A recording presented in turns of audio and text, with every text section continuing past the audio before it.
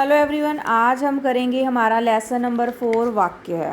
अब देखो, हमने पहले वर्ण किए, फिर शब्द किए, फिर वाक्य करेंगे। अब देखो, वर्णों को जोड़कर बनते हैं शब्द और शब्दों को जोड़कर बनते हैं वाक्य। अब वर्णों को जोड़कर हम शब्द बनाते हैं तो वो भी हम कहते हैं कि उस शब्द का कोई अर्थ ज़रूर होना चाहिए, सार्थक होना चाहिए, वो अर्थ निरर्थक नहीं होना चाहिए।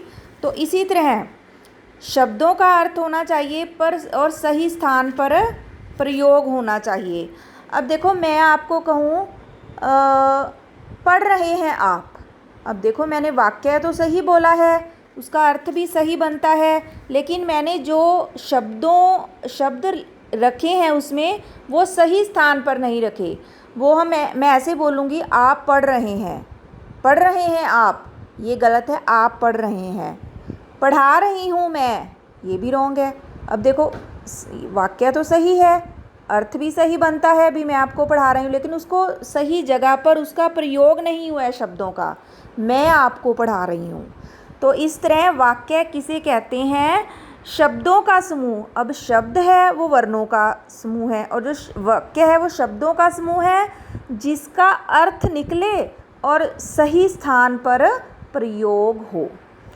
तो वाक्य के दो अंग कौन कौन से हैं? उद्देश्य और विधेय। अब देखो, उद्देश्य क्या होता है? उद्देश्य होता है जिसके बारे में हम बात कर रहे हैं, और विधेय होता है जो बात हम कर रहे हैं। अब राम स्कूल जा रहा है, हम बात किसके बारे में कर रहे हैं? राम के बारे में। तो राम क्या है? उद्देश्य है। स्कूल जा रहा है, क्या बात हो रही है? भी वो स्कूल जा रहा है, तो स्कूल जा रहा है क्या है? विधेय। अब देखो, आगे उद्देश्य और विधेय अलग अलग करो। चिड़िया पेड़ पर बैठी है, बात किसके बारे में हो रही है? चिड़िया के बारे में। कर क्या रही है? वो पेड़ पर बैठी है, तो चिड़िया उद्देश्य है, पेड़ पर बैठी है विधेय है। नेहा नाच रही है, नेहा क्या है? उद्देश्य है, हम नेहा के बारे में बात कर रहे हैं। नेहा उद्देश्य है, नाच रही है क्या है? विधेय है। तो ऐसे आपने ये 6 सेंटेंस हैं, ये 6 के 6 करने हैं।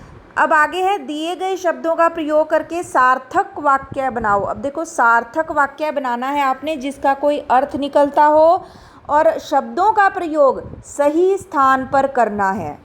अब देखो, शेर, आप ऐसे लिख दो, जंगल का राजा है शेर। अब देखो, बात तो आपकी सही है, लेकिन क्या है? शब्द सही जगह पर प्रयोग नहीं हुए हैं, उसका अर्थ भी निकल रहा है। तो ऐसे नहीं करना आपने। शेर जंगल का राजा है। अब कहानी है, नानी कहानी सुना रही है। छात्र पढ़ रहे हैं। छात्र से तो बहुत सारे वाक्य, छात्र स्कूल जा रहे हैं, छात्र कक्षा में बैठे हैं। चूहे, बिल्ली से डरकर चूहे भाग गए। तो इस तरह आपने ये सेंटेंस सारे बनाने हैं। ये टेस्ट आपने अपनी टेस्ट नोटबुक में नीट एंड क्लीन देना है। ओके।